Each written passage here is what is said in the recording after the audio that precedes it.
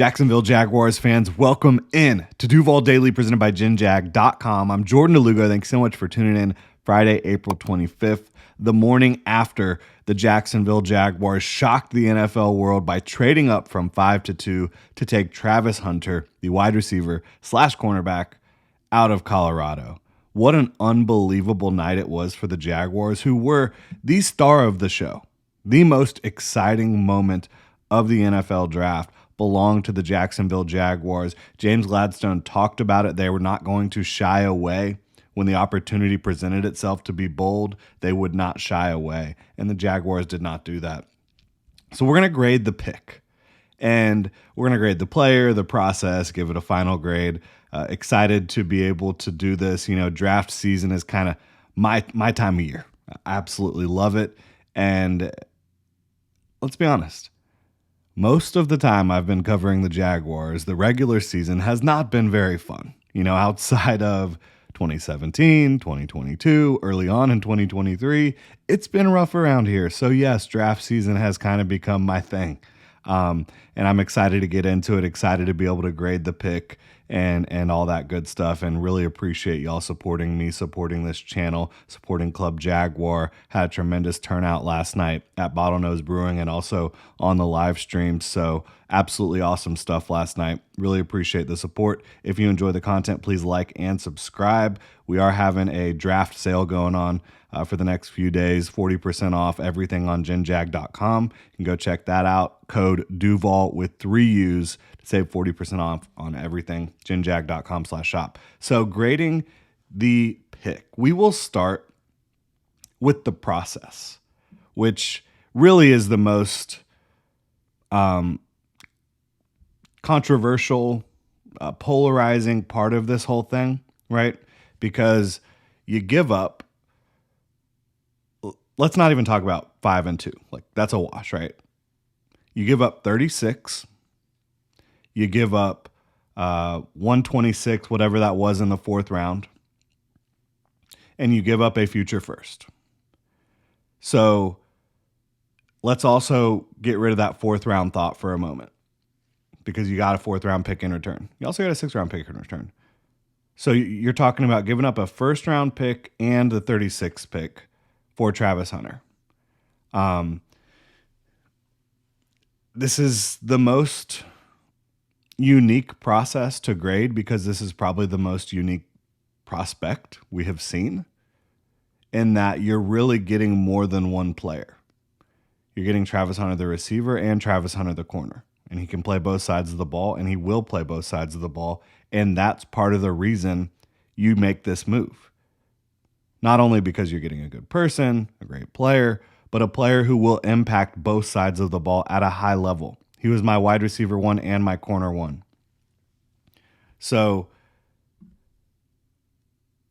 giving up a 1st round pick and the 36 overall pick, it's a lot. It's a heavy price to pay. And in a vacuum, I would probably say that's like a B or a C. But we don't live in a vacuum. The Jaguars didn't operate in a vacuum, and you have to take the whole picture into account, right? They also got back a better 4th round pick than they gave up. That's a key thing here. You now have picks 70, 88, 104, and 107. That's 4 picks in 37 selections, right? So that they have a lot of control on the back end of day 2 and the front end of day 3. And that gives them so much flexibility to continue to be bold if they so choose. They could move back up into the 2nd round.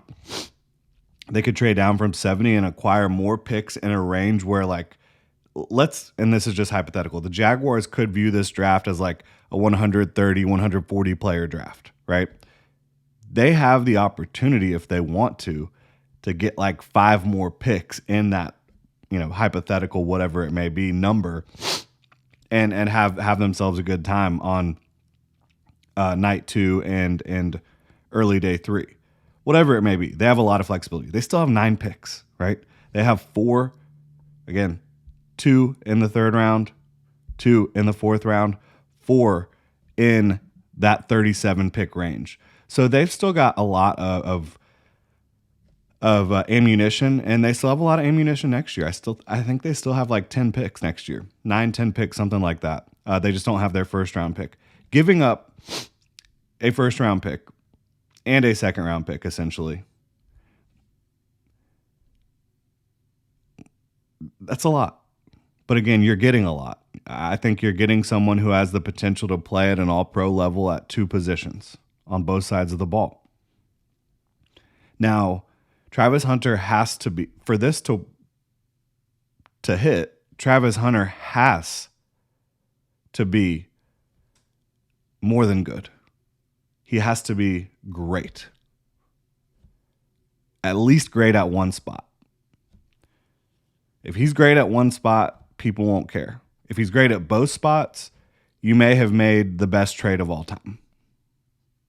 Not literally, because the best trade of all time is going to be for a quarterback probably, but one of the most bold trades. And if he's the player I expect him to be, the player the Jaguars expect him to be, the player the entire NFL world, NFL draft media put as the number one prospect, far and away, consensus in this class, then the Jaguars are going to be in a great spot. So I give the process an A-, because you did give up a lot. You absolutely did. But you got to pay to play. And I said it, I probably wouldn't have done this. I probably would not have been that bold as to do it. But I credit them for having a vision. I think they clearly do have a vision. And as soon as they picked him, they had this plan in place already. He's going to spend a lot more time on offense early on throughout this offseason to try to get him familiar with the timing, the nuances of this offense. And they feel like corner is his more natural position, where he's focused more of his energy throughout his playing career. And as they feel like he's ready, they're going to get him more on that side of the ball as well. And I love it. I absolutely love it. So I like that they have a plan in place already. I like that they want him to play both sides of the ball, because, again, if he's not playing both sides of the ball, you just traded a lot for a wide receiver, right? Or you just traded a lot for a corner, which, again, top player on my board regardless of position. When you add in the fact that he can play both positions, it's incredible. Process A-. The player, A+. Easy A+. Again, number one prospect on my board. When you look at him as a wide receiver, I think the release package is where you can grow the most, and that's easy to learn when you're such a great football player as Travis Hunter is. And again, I do think he has spent more of his energy on the defensive side of the ball.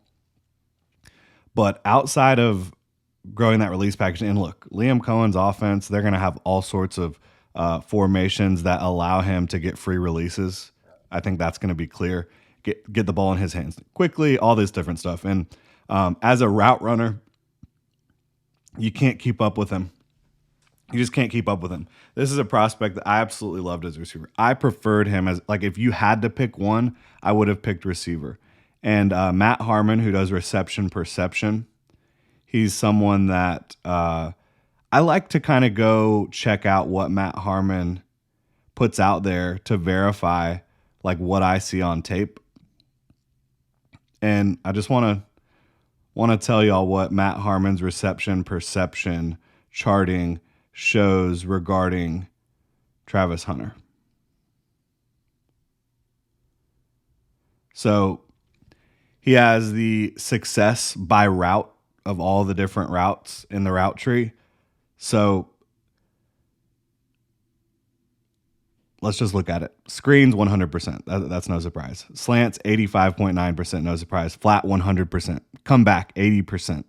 Curl, 86.6%. Dig, 84.2%. Post, 80%. 9 route, 63.4%. Corner route, 66.7%. Out route, 100%. It's literally green. It's green everywhere, right? That's insane. That is insane. His route running prowess is unreal. It's unreal. And part of that comes from his willingness to put in the work, because he absolutely does. He's one of the hardest workers you'll find, smartest guys you'll find, but he's also just incredibly explosive and springy as an athlete. And then he has some of the best hands you'll ever find. So you see that, then you see the instincts, the intelligence on the defensive side of the ball. I think he's a better zone corner overall than man corner, but he can be a really solid man corner as well. I think dealing with like a Jamar Chase, AJ Brown, maybe you give Tyson Campbell those assignments, maybe not. You'll figure it out. But I think that this is going. Tyson Campbell, even though he has like the size and stature, kind of looks like a man corner and can do some of that, and Travis Hunter can do some of that. I think this is a team that will be playing a lot of zone defense. Both of those guys are better as zone corners, so that's something to keep in mind. But he's an A plus prospect. So when you look at the total picture, yes, you gave up essentially 2 extra draft picks, but you got to factor in you got back 104 for 126 or whatever that 104, 107, whatever it was. I can't remember which one the Jaguars originally had right now, but you got a better 4th round pick and you got the 6th round pick. So that's not nothing. It's not nothing. You still have 9 picks left in this draft. You still have, I think, 9 or 10 picks next year. So the Jaguars have so much ammunition to continue to build out this roster, and they need to. They need to hit on some of these players that they're going to select here tonight and tomorrow. I think they're going to. Can't wait to see how it plays out. We will have like a day 2 preview, day 3 preview, all that good stuff. We'll react to this stuff as well this evening. But day 2 preview, that will be out a little bit later this morning. And we'll talk about positions of need, all the prospects the Jaguars could potentially be looking at. Obviously, they don't have pick 36 anymore, so they're not picking at the top of the 2nd round, but they've still got plenty of opportunities to make a splash tonight. Let me know what y'all think in the comment section below about the pick. If you enjoy the content, please like and subscribe. Y'all have a good one.